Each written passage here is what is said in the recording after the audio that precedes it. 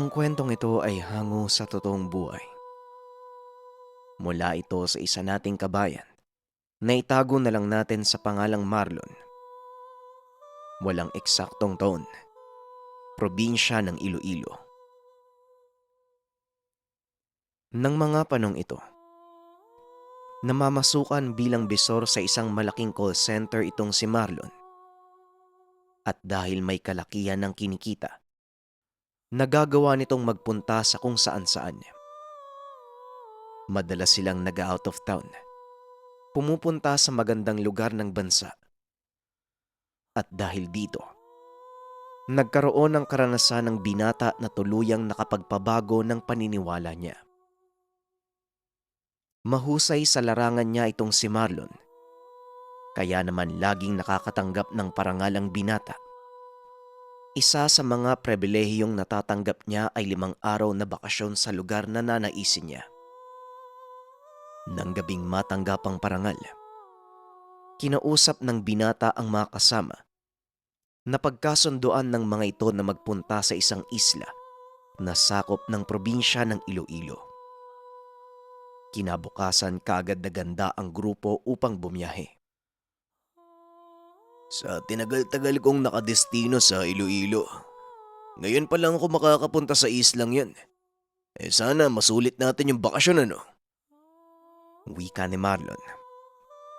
Pagdating sa pantalan ay sumakay sila sa bangkang maghahatid sa kanila sa mismong isla.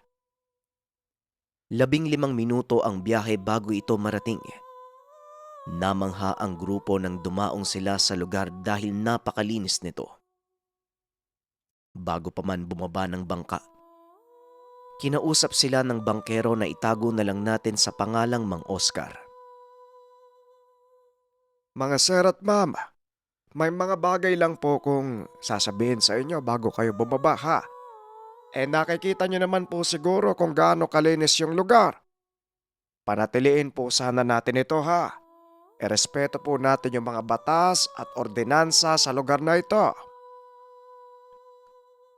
Tumangulang si Marlon na kunwari nakikinig sa matanda.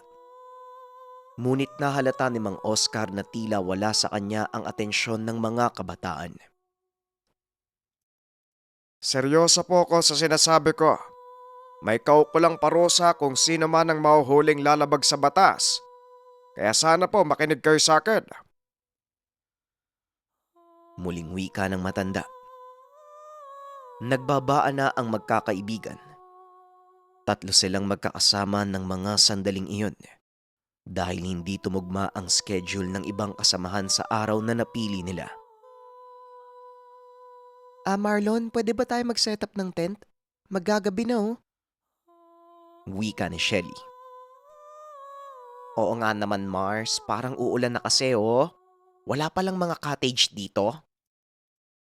Wika ni Henry na isang binabae.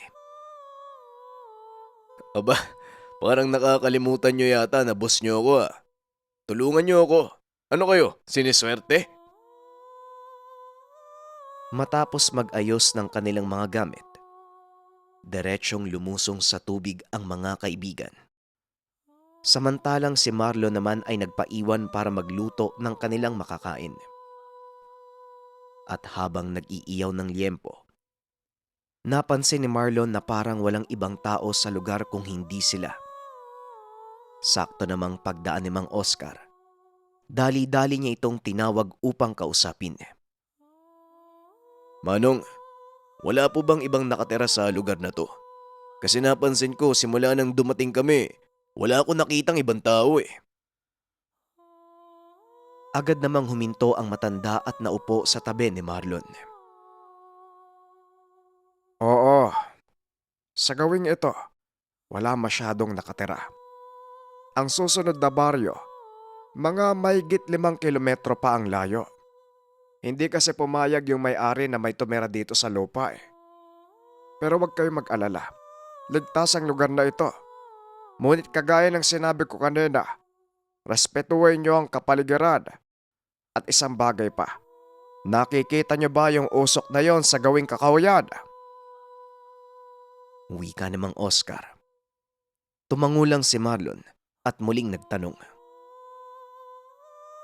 Ano naman pong meron dun? Huwag kayong pupunta sa bahaging yon. Delikado. Huwag ka nang magtanong pa, iho ha.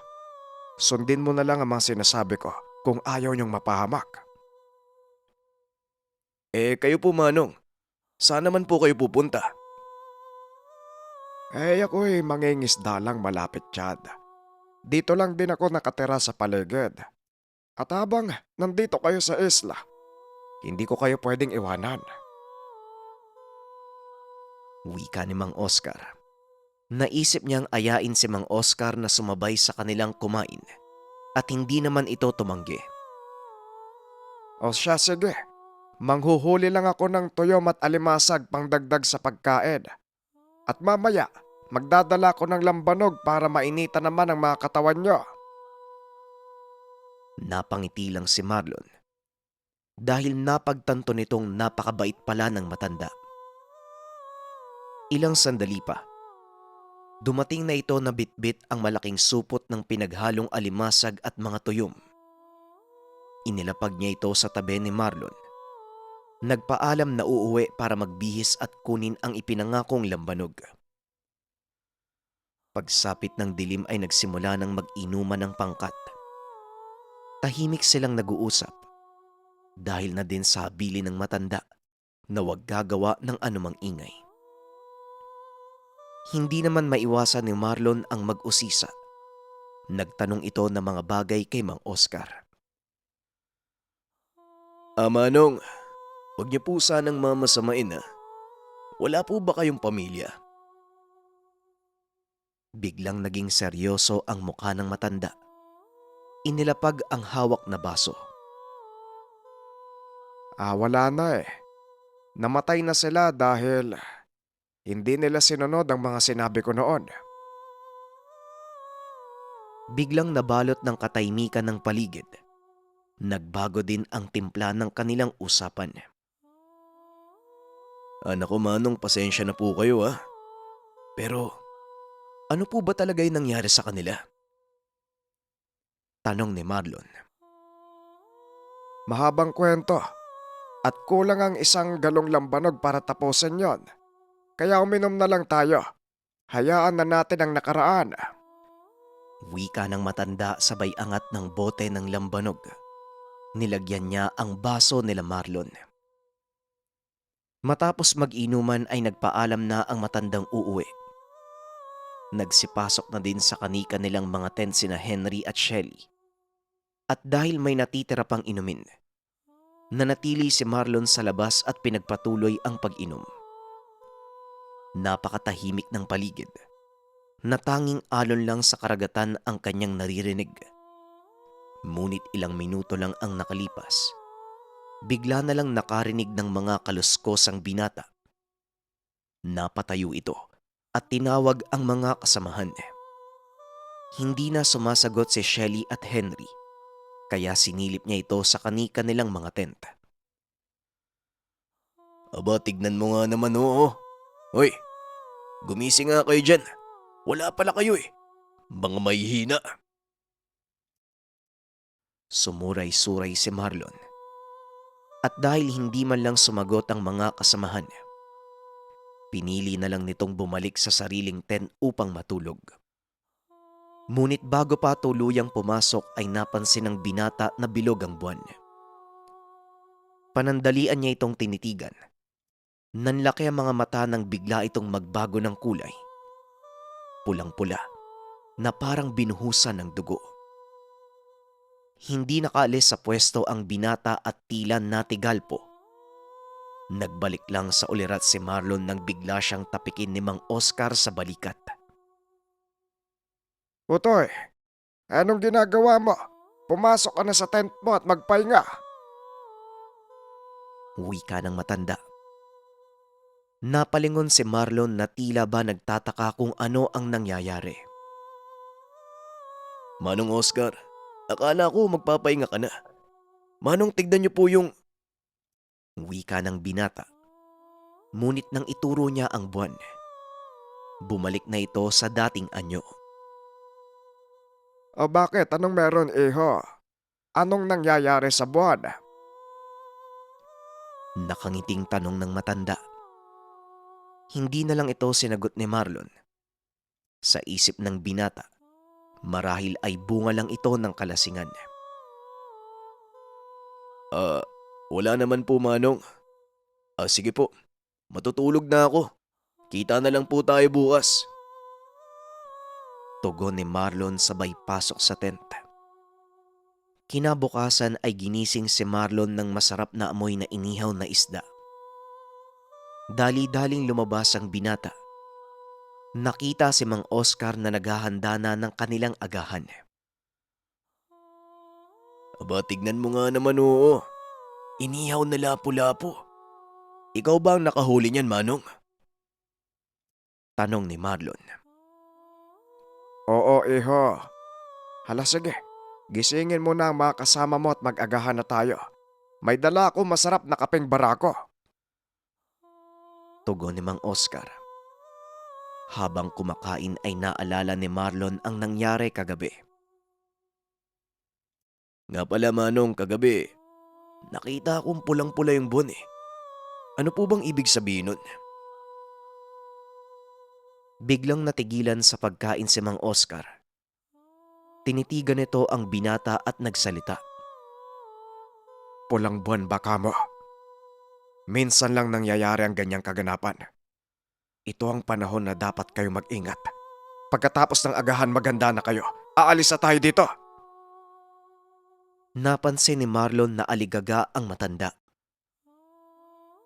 Bakit po, Manong? Ano pong meron? Magsasaya pa po sana kami. Tugon ni Marlon. Nag-iba ang timpla ng matanda at nagalit ito. Huwag na kayong maraming tanong pa. Kailangan nyo nang umalis dito. Sundin nyo ang sinasabi ko para walang mapahamak. Wika ng matanda.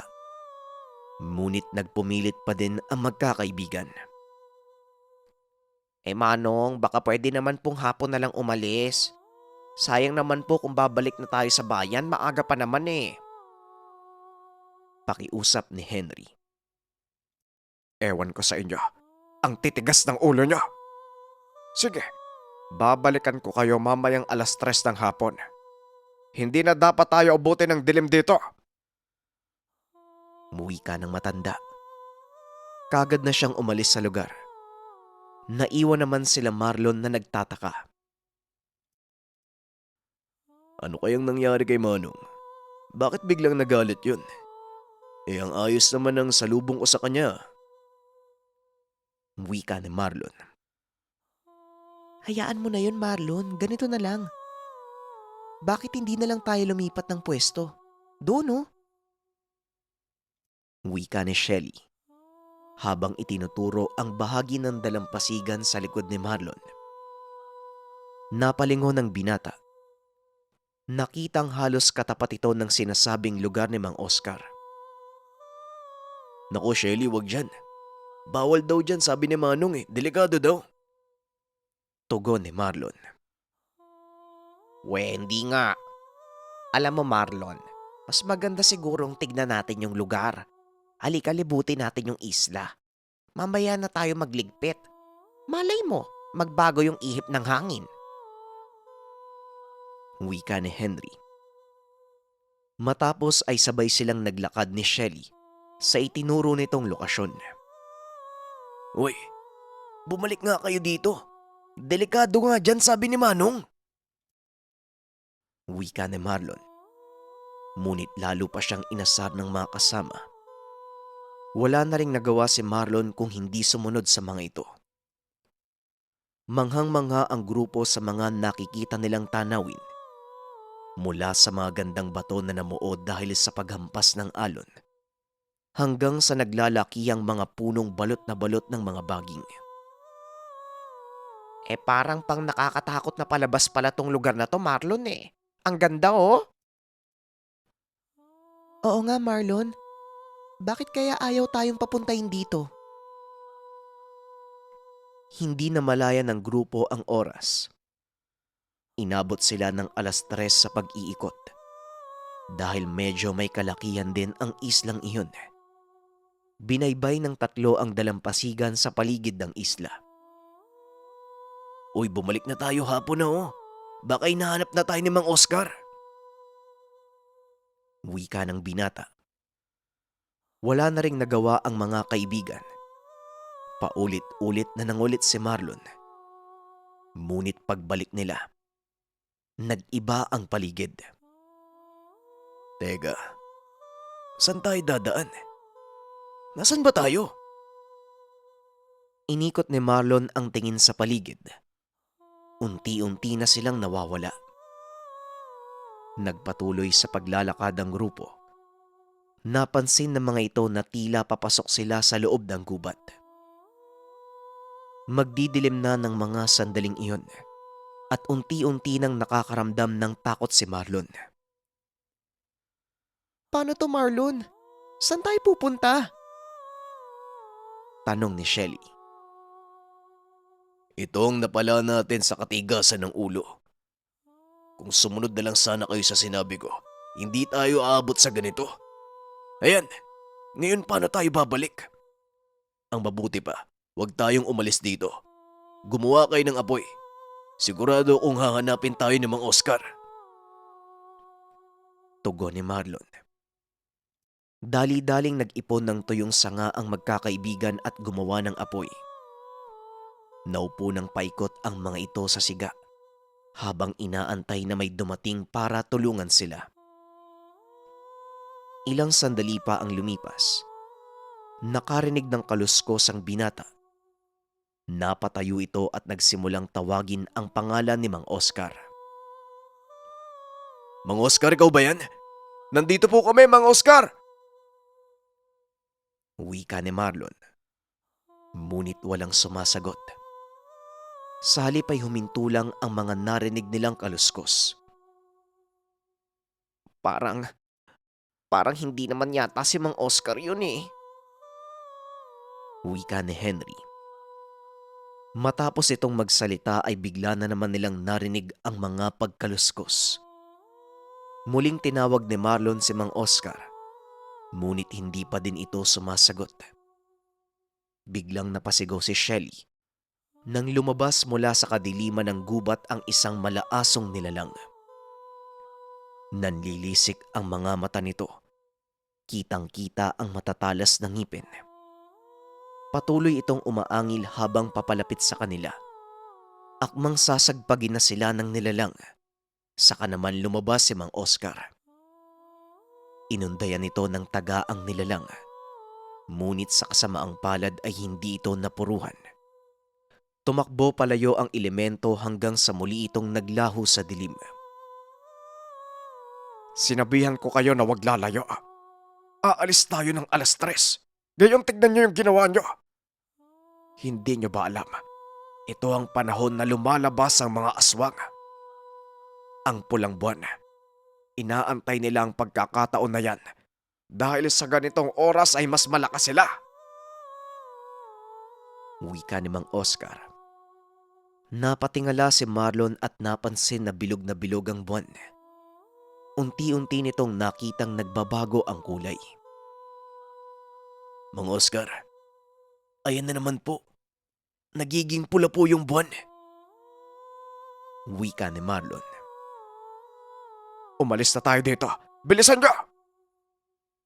Tugon ni Mang Oscar. At habang nasa daan, ramdam ng grupo ang mga kaluskos at angil sa paligid. Biglang napahinto si Mang Oscar dahil may nakita itong figura ng lalaking nakatayo sa gitna ng daan. Dito kayo sa likod ko. Wag na wag kayong lalayo! Wika ng matanda. Maya-maya lang ay naglabas ito ng latigong gawa sa buntot ng pagi. Inantay ni Mang Oscar ang susunod na kilos ng kalaban. Laking gulat nito nang biglang mawala ang nilalang. Dali-dali silang tumakbo palabas ng gubat. Hanggang sa marating ang dalampasigan kung saan naroon ang kanilang mga kagamitan. Sasakay na sana sa bangka si Marlon nang bigla namang may humawak sa kamay ni Shelly. Hinila ng kung anong nilalang ang dalaga pabalik sa agubatan. Maswerte na lang at nadampot ni Marlon ang sagwan. Kagad pinalo sa kamay ang nilalang, dahilan para mabitawan ang dalaga. Kasunod nito, ang paggagupit ni Mang Oscar ng buntot ng pagi sa likod ng nilalang. Napahiyaw ito. Naglupasay sa lupa ng dahil sa sakit. Pinagpapalupa ito ni Marlon hanggang sa tuluyang mawalan ng malay. Inakala nilang tapos na ang laban. Ngunit nang tumingin si Marlon sa direksyon ng buwan, nakita nito ang napakarami pang figura ng nilalang na nakatayo lamang sa burol. Manong Oscar, napakadami po nila. Hindi ba sinabi ko sa inyo na panahon ito ng mga aswag? Naantala ang kanilang pagdiriwang dahil naabutan ko kayo. Pasalamat na lang at nakita ko ang usok na mula sa siga. Dahil kung hindi, malamang nakalagay na ang mga ulo nyo sa kaldero at pinagpepiestahan na kayo ng mga aswag. Wika ng matanda. Inutusan nito si Marlon na sumakay sa bangka habang pinipigilan ang mga elemento. Sa kabila ng edad ni Mang Oscar, hindi may tatangging napakalakas pa rin ito at napakaliksing kumilos. Dinig na dinig ni Marlon ang pagbigkas nito ng mga hindi maunawaang salita mula sa wikang Latin. At ang bawat matamaan ng hawak nitong latigo, kaagad na tumatakbo palayo sa lugar. Ang ilan sa mga ito ay namamatay, lalo pa kung matamaan sila sa leeg.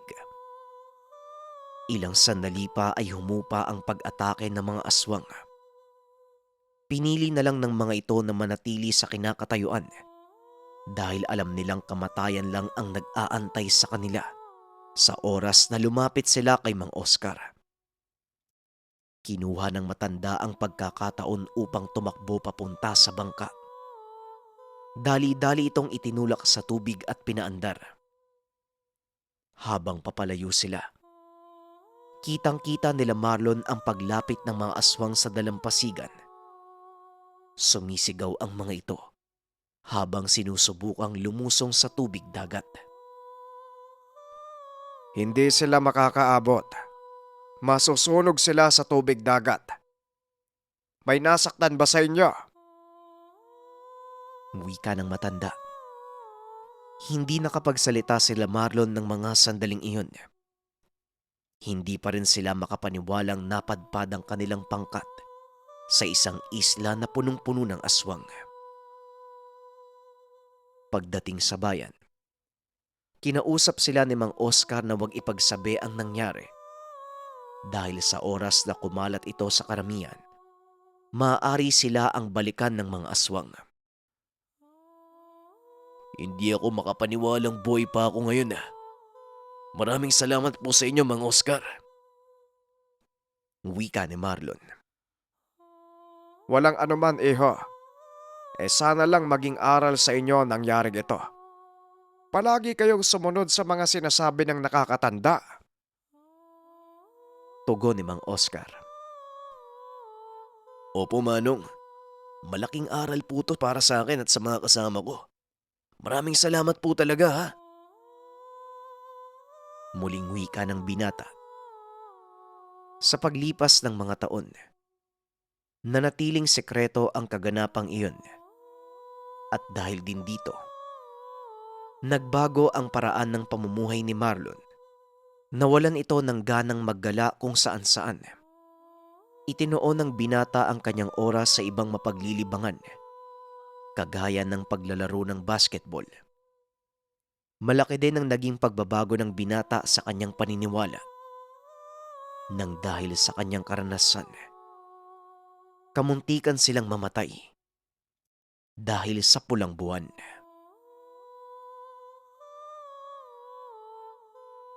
Opinyon para sa kwento, napaka-famous na usapin yung patungkol sa Bloody Moon o yung pulang buwan. Marami yung nadidisgrasya. Alam ko may kwento din na sumakto sa pulang buwan, meron ding lumubog na barko eh. Kaya parang mas lalong pinagtibay ng mga antingero, mga manghuhula, yung konsepto na kapag pula ang buwan, siguradong may malaking trahedyang magaganap. Pero isa din no sa mga dapat nating tandaan sa kwento na to, makinig tayo sa mga sinasabi ng lokal, lalo na ng mga nakakatanda. Yung mga lokal, sila yung nakatira sa lugar na kabisado ang lahat ng bagay. Tapos, idagdag mo pa na kapag matanda yung kausap mo, marami silang karanasan patungkol sa iba't ibang bagay. Oo, pwede nating sabihin na dala ng katandaan pero iba pa rin eh. Walang mawawala kung makikinig tayo, walang mawawala kung mag-iingat tayo. Ang nakakatakot kasi kapag natsambahan, tapos merong mamatay na yung outing na dapat masaya mauwi sa trahedya. Muli maraming salamat sa pakikinig ng ating kwento. Paalam.